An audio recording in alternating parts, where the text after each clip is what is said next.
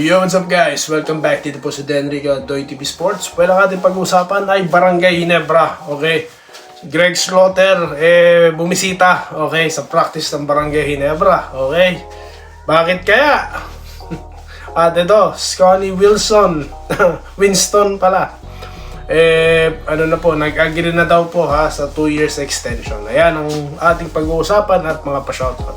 Salamat muna sa inyong lahat guys. Okay? At sa mga hindi pa po subscribe na po kayo guys. Maraming salamat. Alright, so dito na po tayo, no? Baka po kasi excited ang marami. Aba, si Slaughter, nasa practice ng Ginebra. Si Slaughter, Ginebra na, mga ganon ha. Baka kayo po'y masyadong natutuwa. Well, nag-drop by lang po siya doon sa practice, no? Di naman po na detalye kung bakit siya nandun, no? And it so happened na wala po doon yung ilang mga Barangay Ginebra players katulad po ni Japet Aguilar, no, na kanyang kaibigan. Okay? At nagkataon, nagsasagawa sila ng private workout, okay? Or tryout, parang ganon, sa kanilang mga possible draftees, okay? Sa paparating na rookie draft, okay? Annual draft. Okay? So, yun nga, bumisita siya. Pero then again, kinilir na po ni Coach Tim ko na wala pong negosasyong nagaganap, okay? So, yung mga magbabalita na balik Ginebra na po si Slaughter, ha? Wala pong ganyang ulat, okay? Siya po'y bumisita lang doon. Pwede siguro napadaan siya, no? Baka ano lang, no? Napadaan lang siya, di ba? O, baka to say hi, to say hello. Di ba nangyayari po yun, no? Bilang respeto. Okay, so that means, walang problema sa dalawa, no? Okay, so kung ano man pong mangyayari dyan, abangan natin, no? Okay, pero ang balita ko, nakaperma na siya, di ba? If I'm not mistaken, sa MPBL, no? Okay, hindi ko lang po alam ang specifics, pero alam ko, sa pagkakalam ko lang, no? Correct me if I'm wrong, no? Kung tama po tayo, or mali tayo. Alright? So, dito naman tayo kay Scotty Winston, no? Alright? Dahil nabalita rin po natin dito, no? Na yun nga po, yung about sa kanya extension. At sa, nga po, ilang mga ulat, no? Na di umano, papatawan daw ng kung ano-ano. Yung ibang mga vlogger na bulaan, sinasabi pa, kakasuhan daw, yung mga chismis na ganun.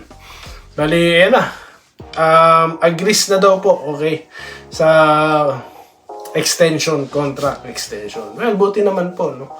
They can't afford to lose another big asset, no? Nawala na nga sa kanila si ito pong si pangalan nito, si Phil Australian, yung long hair. Si Heading.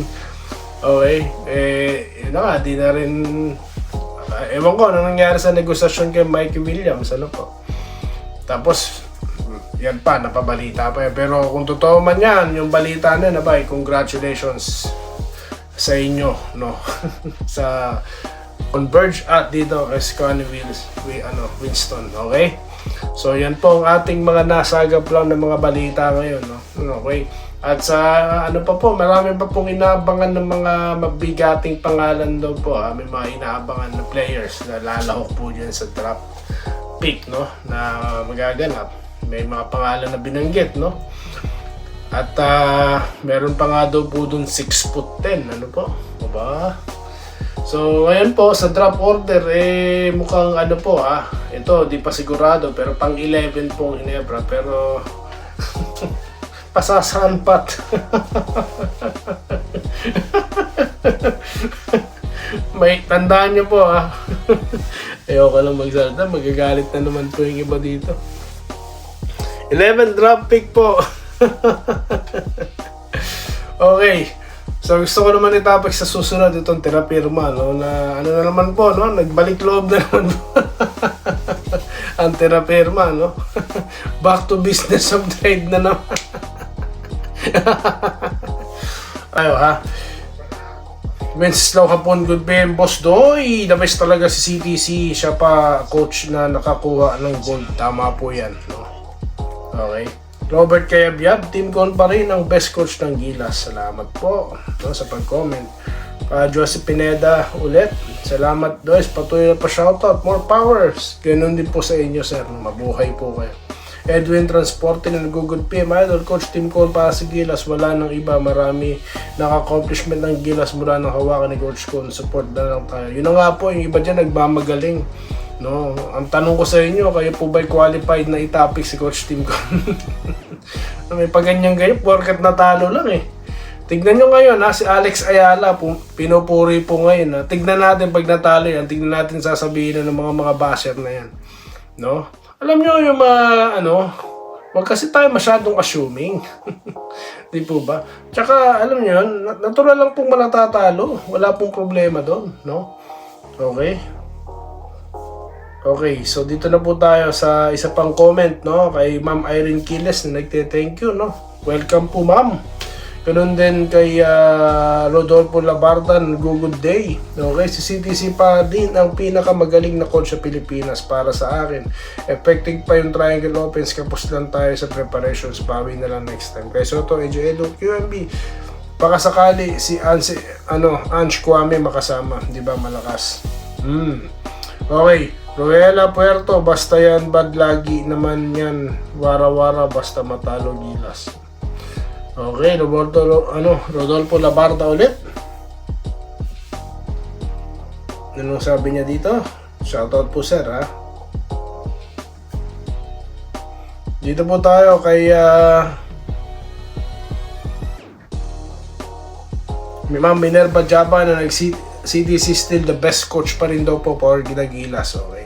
Divino Magsanok, si Mark Aguiwa Spark dapat sa Ginebra siya mag-coach kasi yan.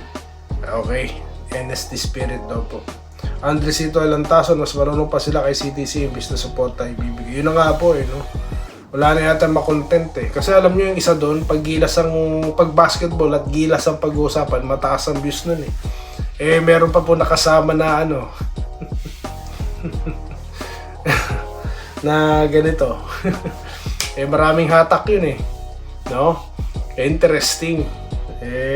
Naku naman. Frank Terora, Sir Doy, yung nagrereklamo sila na mag-coach. Elmer Boere, kore ka dyan idol, God bless. Okay. So yun po, basahin ko na lahat.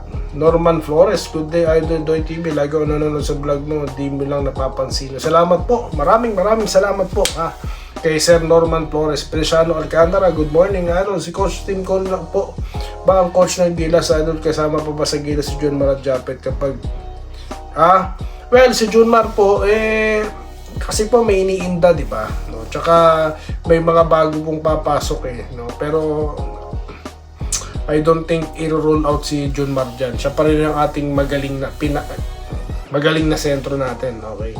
A-type MVP. So, walang duda, no? Hindi naman po ganun katanda yan. Nandyan pa rin yan. Si Japet po talagang retire na yun.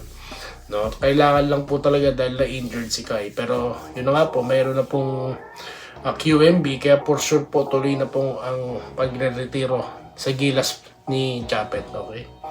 Dito po tayo kay Sir Vincent Nava. Good day kabayan Doy, kulang lang sa tao hindi makaintindi. Yun na nga po huwag kayong bida-bida kung sino man kayo, sabi ni Sir Vincent Nava. Ito po, Martin Dakoy, okay. Kahit di siya effective, wala naman tayong magagawa. Kung siya pa rin kukunin na SBB, wala namang magagawa. Palagay ko, kung kulang pa rin sa preparasyon, pagod na play, medyo tagilid sa World Cup qualifier. Vincent Nava, inggit lang yung mga yan kasi nag-champion CTC ang Gilas. Yun na nga po. Salamat po sa inyong mga komentaryo. Yun na nga po, mga nagbamagaling po iba dyan no? Yung mga ganyang klase ng tanong, effective pa ba si CTC? Sino gusto nyong coach? Yung mga binabanggit naman po sa comment section para naman pong hindi kayo halatang wala kayong alam. Yung coach na binabanggit nyo, di ba hawak na yan, nag-resign na nga dahil meron daw mga kung ano-anong nagaganap dyan, no? Kaya tinap na si Coach Tim Cole. Ayaw na nga din ng tao, di ba? Gusto na nga mag-focus sa Ginebra niyan Call of Duty na lang, di na makatanggi kay Boss Longhair, no? Kaya ganun. Hinawakan na nga, di ba, last minute, hinawakan nila Chua yan. At si Chua, di ba, ni-request din niya. Di ba? So, So binigyan sila ng assignment. Iba kasi kung ano nung kinakarga pa mga chika at intriga no? Yan po hindi maganda no? Kaya ako sasalagin ni Doy TV ang mga tao na yan, okay? Magaling kayo pag nanalo, pag talo, sisihin nyo, no? Para lang yung flood control. No, puro palpak ngayon, kaya yan, turuan na ngayon. Di ba? Pero pagka magandang resulta ng flood control, nako po, sigurado malaki ang pangalan, no, ng kung sino-sino mga epal-epal dyan. So yun lamang po guys ang ating masasabi. At ako po yung nagpapasalamat sa inyo at magkikita-kita pa po tayo sa susunod na video content dito lamang sa DND Gadoy TV Sports. Muli, maraming salamat po sa inyong patuloy na panonood. Salamat po sa panonood. Subscribe na para sa mga susunod na basketball at boxing videos.